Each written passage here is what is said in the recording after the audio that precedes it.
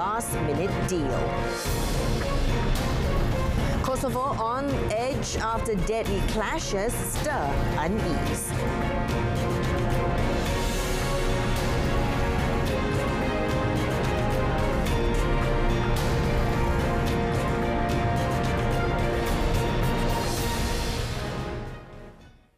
Good afternoon, Salam Malaysia Madani. You're watching our first edition of World Today. With me, I'm Jessica Lee. The US Congress passed an 11th hour funding bill to keep federal agencies running for another 45 days and avert a costly government shutdown. The stopgap proposal, adopted by the House of Representatives with a vote of 335 to 91, was pitched by Speaker Kevin McCarthy just hours before a midnight shutdown deadline. The deal, which was opposed by 90 House Republicans, still has to be approved by the Democrat-controlled Senate. Yesterday's bill kept federal spending at current levels, and McCarthy sought to convey confidence about the prospect of securing a final agreement within the new 45-day deadline. McCarthy abandoned party hardliners' earlier insistence that any bill should pass the chamber with only Republican votes, a change that could cause one of the far-right members of his conference to try to oust him from his leadership role.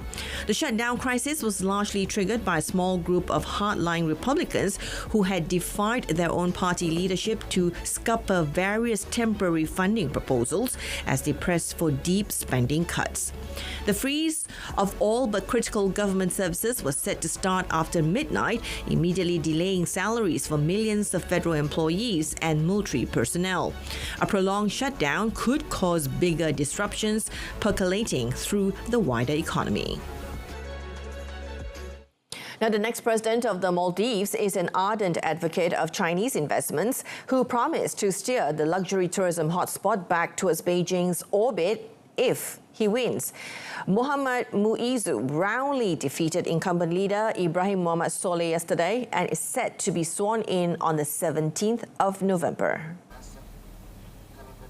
A British-educated civil engineer, he was an unlikely candidate for the presidency after serving as a construction minister in the government of his mentor, Abdullah Yamin. But Yamin's jailing for corruption saw Muizzu tapped to lead the party as his proxy in an election fought on whether the strategically placed atoll aligns itself with China or India. Muizzu, presently the mayor of Malé, oversaw several Chinese-funded infrastructure projects, including a $200 million bridge linking the capital with the archipelago's main airport. Muizzu's election success hinged on a sustained campaign against India's outsized political and economic clout in the Maldives. New Delhi has a history of entanglements with affairs in the country, including the deployment of soldiers to thwart a 1988 coup attempt. Muizzu has vowed to rid the Maldives of India's military detachment, which operates 4 donated aircraft that protect its vast coastline and help with medical evacuations. Nearly a week after deadly clashes in Kosovo triggered one of the gravest escalations in the former breakaway province in years, the opportunity for reconciliation between ethnic Albanians and Serbs seemed as distant as ever. Now, the killing of a Kosovo police officer and an ensuing gun battle at a monastery brought years of distrust and bitterness to the surface. The United States warned of a large Serbian military deployment along the border with Kosovo and called on Serbia to withdraw those forces from the border.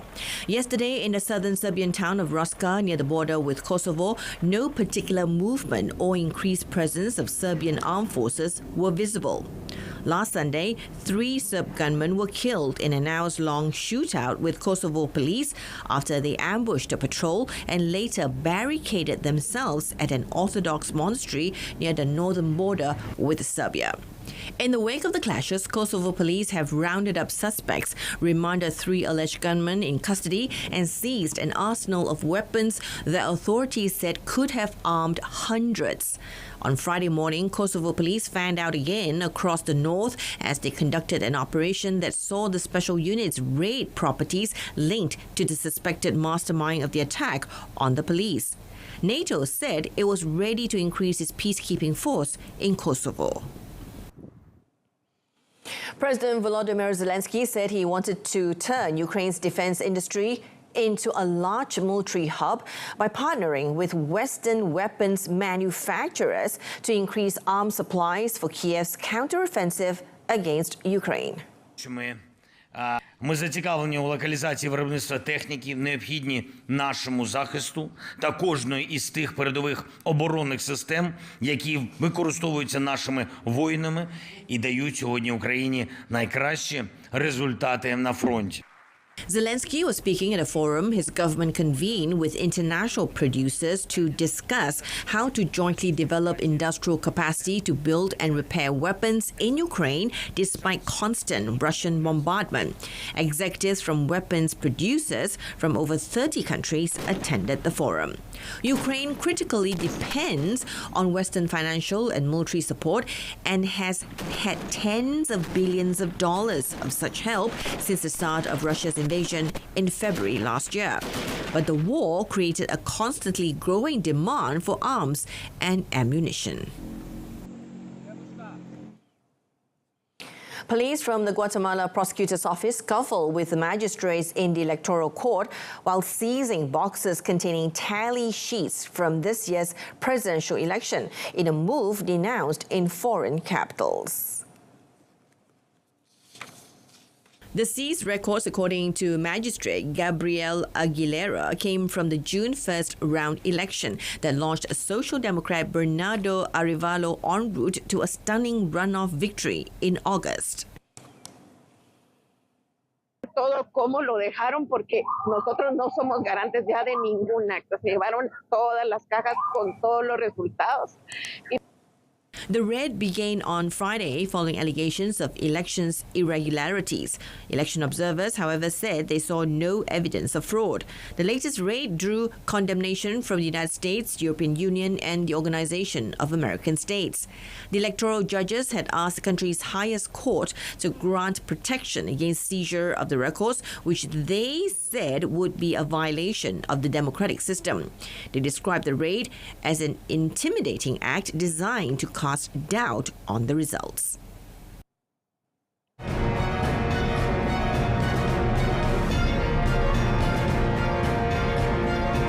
Still to come, at least 9 killed in Zimbabwe gold mines collapse.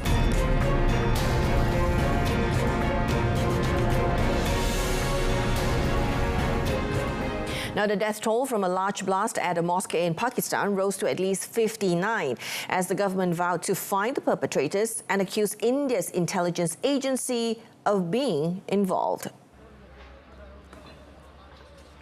Friday's blast tore through a mosque in Masdong in the southern province of Balochistan after a bomber detonated his explosives near a police vehicle where people were gathering for a procession to mark the birthday of Prophet Muhammad. A spokesman for Balochistan's health department said 7 more people had died in hospital since Friday, which had caused the rise in the death toll, adding that more patients remained in critical condition. A second attack on Friday at a mosque in northern Khyber Pakhtunkhwa had killed at least 5 people. Police filed a report and launched an investigation, saying they had sent DNA from a suicide bomb attacker to be analyzed. No group has claimed responsibility for either attack. Interior Minister Safaraz Bugti said India's Research and Analysis Wing intelligence agency was involved in the attack, but he did not provide details or evidence on the alleged involvement. At least 9 miners were killed after a shaft in a Zimbabwean gold mine collapsed. The Miners' Federation said 4 bodies have been recovered and 5 others were still stuck under the rubble. Mine engineer Hussein Piri confirmed to the media that rescuers had located the bodies of the 5 miners stuck under the rubble. He said they are convinced that all of them are dead, but it is difficult to retrieve the bodies because the mine is still collapsing.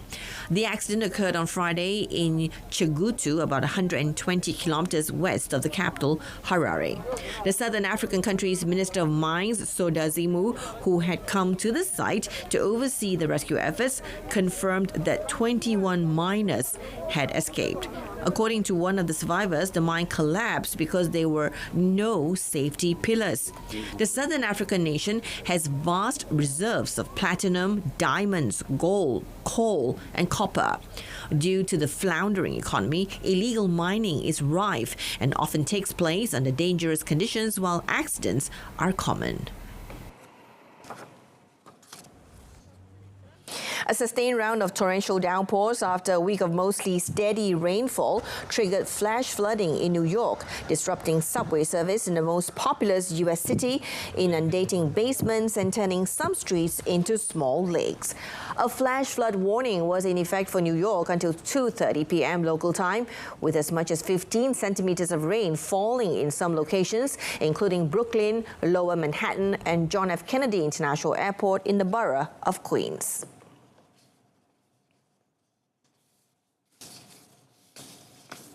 A Nevada grand jury has indicted a former gang leader with the murder of hip-hop star Tupac Shakur 3 decades ago, a breakthrough in a case that was a defining moment in the history of rap. Dwayne Davis was charged with 1 count of murder with a deadly weapon, and he was arrested outside his home on Friday morning. Shakur was wounded in a drive-by shooting near the Las Vegas Strip on the 7th of September 1996. The singer and actor was hit 4 times. He died in a hospital 6 days later at the age of 25. 2 Mexican migrants were killed and 3 others were injured during an armed attack in Baja California as they attempted to cross into the United States. Mexico's National Migration Institute, or INM, said rescuers went to the site where unidentified groups attacked the migrants and found a wounded man and the 2 bodies. Earlier, rescuers helped 11 Mexican migrants who managed to get out of the mountain after the gun attack, and 2 women were taken to hospital to be treated for gunshot wounds.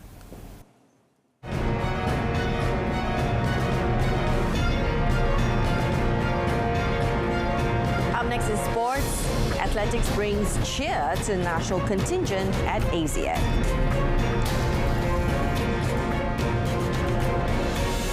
Now, the cold weather in Hangzhou did not dampen the spirit of the Malaysian contingent, who picked up a gold medal and 4 bronze medals on the 7th day of the 2022 Asian Games yesterday. Now, the Hangzhou Olympic Stadium witnessed the revival of Malaysian athletics through USA-based athletes Muhammad Azim Muhammad Fahmi and Shireen Samson Veloboy, who made their debut at the Asian Games.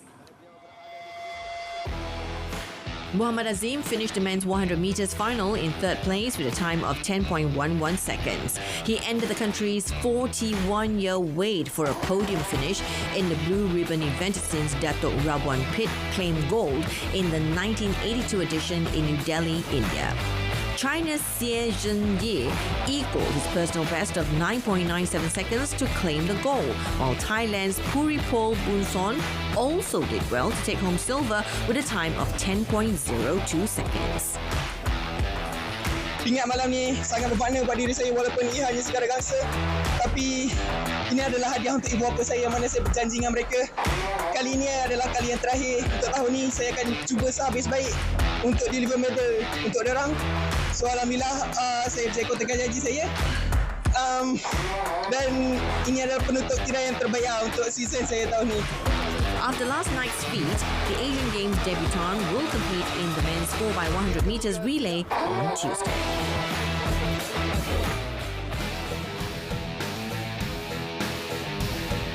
Earlier, national track queen Shireen Samson Veloboy ended Malaysia's 17-year medal drought in Asian Games athletics when she clinched bronze in the women's 400 meters. The 25-year-old may have been no match for the 2 Bahraini runners who made it a 1-2 finish.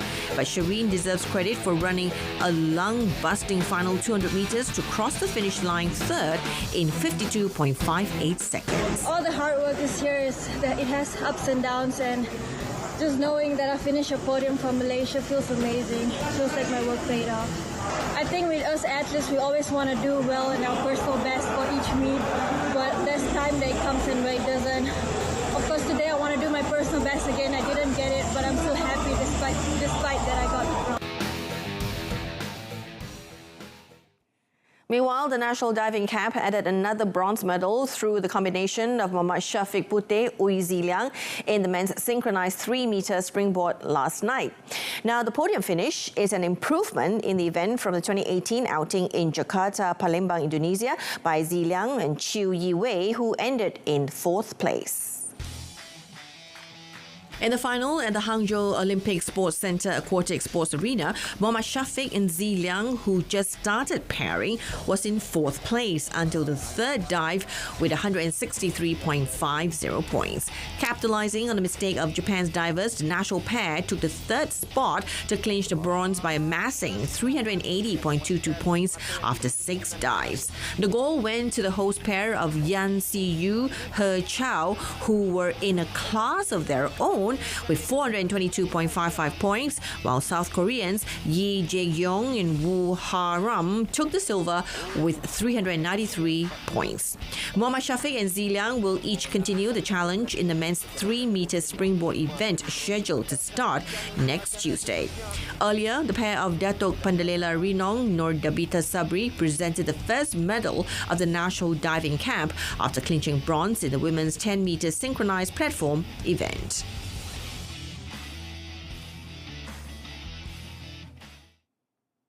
A star-studded Saudi side Al Hilal rose to the top of the Saudi Pro League with a 2-0 win over Al Shabab. Al Hilal rise to the top of Saudi Pro League with win over Al Shabab. Rivals Al Ittihad left the door open earlier, failing to score in a goalless draw against Al Fayha. Al Hilal's Brazilian star Neymar missed a penalty in the first half but made up for it with an assist to defender Kalidou Koulibaly for the game's opener in the 68th minute. Al Hilal doubled the lead through Alexander Mitrovic in the 76th minute to seal the win.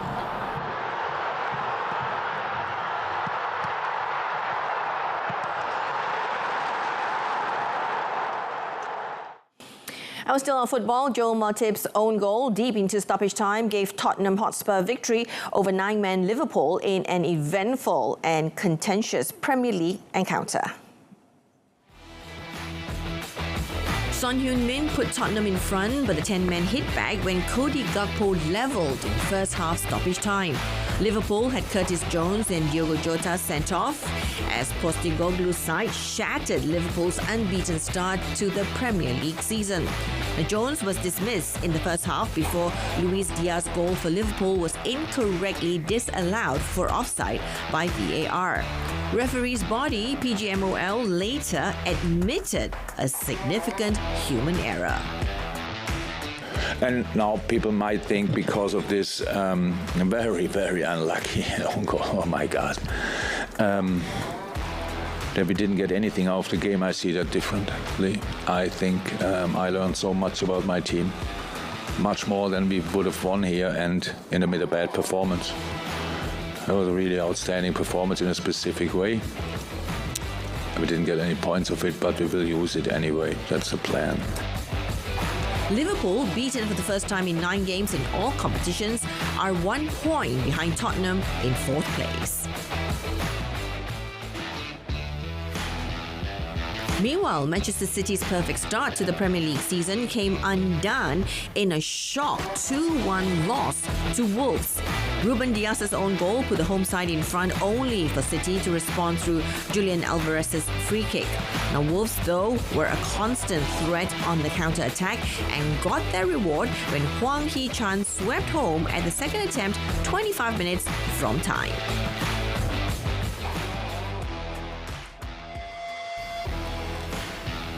Manchester United suffered a second successive defeat at home as Joachim Andersen's superb strike gave Crystal Palace an impressive victory at Old Trafford. Joachim Andersen's stunning first-half volley separated the sides. The defeat sees United slip to 10th in the table.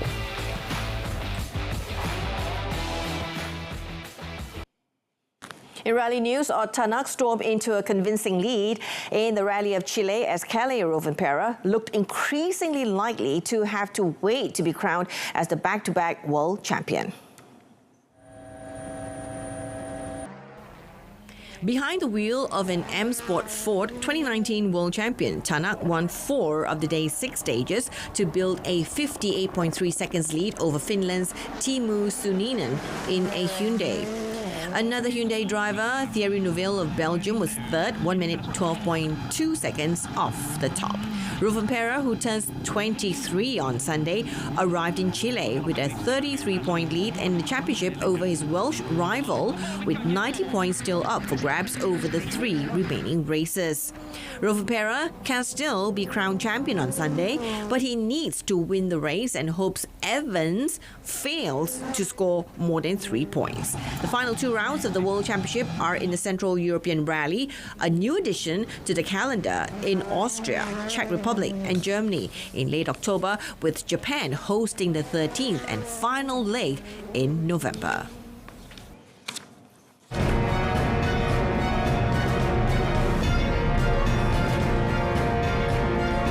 Let us enjoy some amazing offbeat stories from around the world.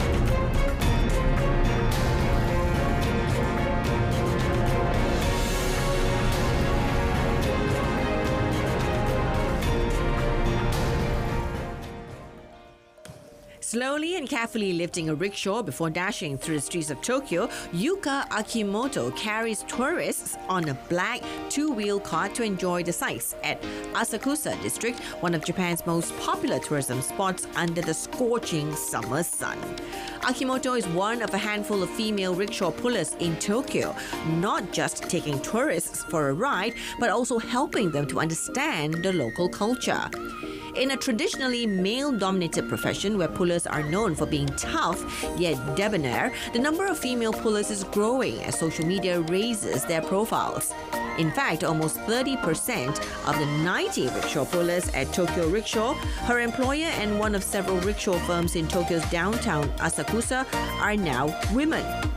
Once hired, the rickshaw pullers underwent 4 months of rigorous training, including learning how to pull the rickshaw, which can weigh up to 250 kilograms. Now, wearing traditional tabi split-toed socks, Akimoto and her fellow rickshaw pullers walk or run an average of 20 kilometers a day, no matter the weather. In addition to physical toughness, a rickshaw puller must have extensive knowledge of Tokyo, be personable and articulate, and know how to safely navigate busy streets. Now, fewer than 10% of applicants for the job eventually become a puller.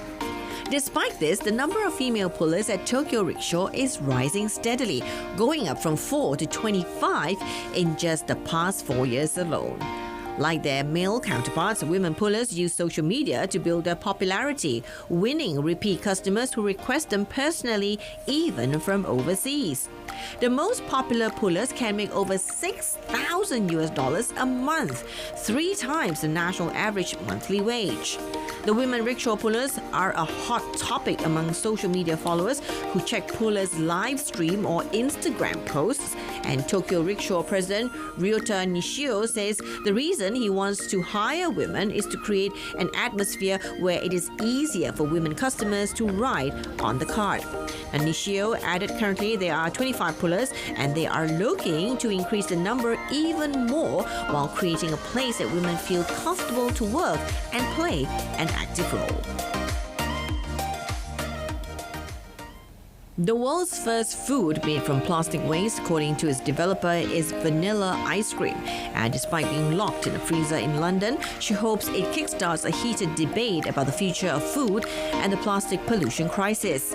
The ice cream is actually an art installation called Guilty Flavors by artist and designer Eleonora Ortolani, 27, intended to challenge the way we think about plastic waste and what we are and are not prepared to eat.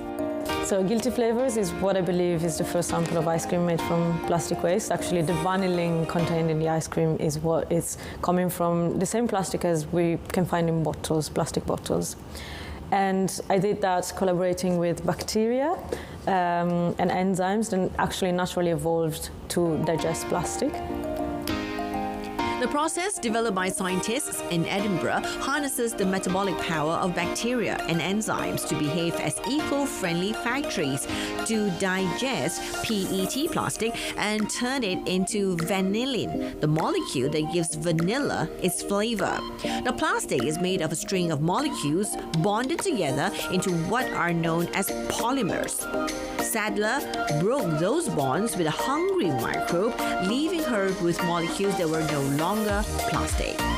That former PET soup was then easily processed by another bacteria into vanillin. She produced the specifically engineered bugs for Otolani's project, but was at pains to point out that the students' ice cream was very much a research project and not currently for human consumption.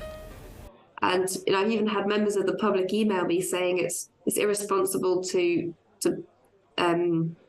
encourage people to eat plastic. And I think it's this thing that there's this perhaps misconception around what it actually is by the end of the process, that it is no longer plastic. But I think as part of that, it is really important that we take the safety side of it really, really seriously, and we make it very clear that this has to go through exactly the same regulatory processes and food standard processes as any other food ingredient. And only once it's been through all of those will it go anywhere near any kind of consumer product.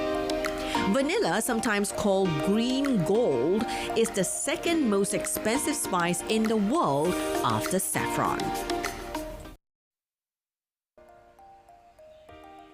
An exhibition of artworks from this year's Turner Prize nominees opened in the southeast English town of Eastbourne, allowing the public to view and experience the installations in the lead-up to the December award ceremony.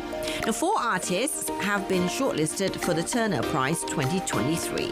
Berlin-based British artist Jessie Darling, born in 1981, is a multidisciplinary artist whose works feature reshaped and twisted metal barriers and rail tracks.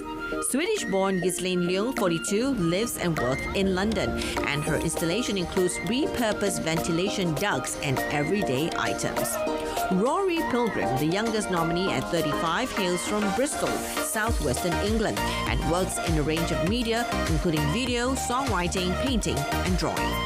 The works from Birmingham-based Barbara Walker, 59, focus on the Windrush generation, the hundreds of thousands of people who moved from the Caribbean to Britain over a 23-year period to help rebuild the country following World War II. The annual Turner Prize, founded in 1984 and named after English 19th century landscape painter J.M.W. Turner, is Britain's most prestigious contemporary art award. The winner is awarded £25,000 in prize money, while the 3 runners-up receive £10,000 each.